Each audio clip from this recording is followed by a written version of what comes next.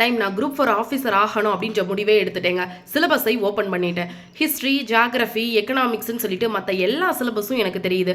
But unit 8, unit 9 அப்படின்னு சொல்லிட்டு syllabus கொடுத்துருக்காங்க. ஸோ அது அப்படின்னா என்ன?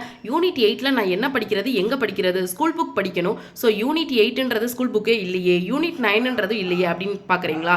யூனிட் 8ன்றது தமிழில், அதாவது 17 மேல்கணக்கு நூல்கள், கீழ்கணக்கு நூல்கள், திருக்குறள் இதெல்லாம் படிக்கிறது நம்ம தமிழும், அதாவது 2 in 1 சொல்லுவோம் இல்லையா, தமிழ்லையும் கவர் ஆகும், யூனிட் 8லையும் கவர் ஆகும். அதே மாதிரி பொலிட்டிக்கல் லீடர்ஸ் இருக்காங்க தமிழ்நாட்டில், பெரியார் இருக்காங்க, அண்ணா இருந்தாங்க. ஸோ அவங்கள பற்றின படிக்கிற டீட்டெயில்ஸ் எல்லாமே யூனிட் 8ல் கவர் ஆகும். இது நம்ம தமிழ் புக்லையும் பெரியாரை பற்றியும் அண்ணாவை பற்றியும் சில கண்டென்ட் எல்லாம் கொடுத்துருப்பாங்க.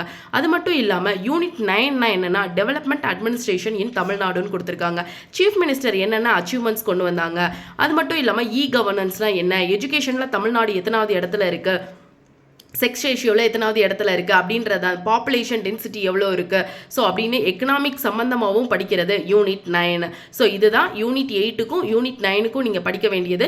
யூனிட் 9 கவர் பண்ணணும் அப்படின்னா 11th எக்கனாமிக்ஸில் ஒரு 4 லெசன் இருக்குது, அதை கவர் பண்ணிங்கன்னா யூனிட் 9 கவர் ஆயிரும். அதே மாதிரி யூனிட் 8 நீங்கள் கவர் பண்ணணும் அப்படின்னு நினச்சிங்க அப்படின்னா தமிழ்நாடு ரிலேட்டடாக தமிழ் புக்கில் இருக்க நிறைய டாபிக்ஸ் படிக்க வேண்டியது இருக்கும். ப்ளஸ் உங்களுக்கு ஹிஸ்ட்ரியில் சில டாபிக்ஸ் வந்து கவர் ஆகும். 10th ஹிஸ்ட்ரியில் லாஸ்ட் 4 லெசன்ஸ்லாம் பார்த்தீங்க அப்படின்னா யூனிட் 8ல் தான் கவர் ஆகும். ஸோ இந்த மாதிரி நீங்கள் எந்த சப்ஜெக்ட் எங்கே படிக்கணும் அப்படின்னு உங்களுக்கு வேணும் அப்படின்னா நம்ம சேனலை சப்ஸ்கிரைப் பண்ணிக்கோங்க. தேங்க்ஸ் ஃபார் வாட்சிங். பாய்.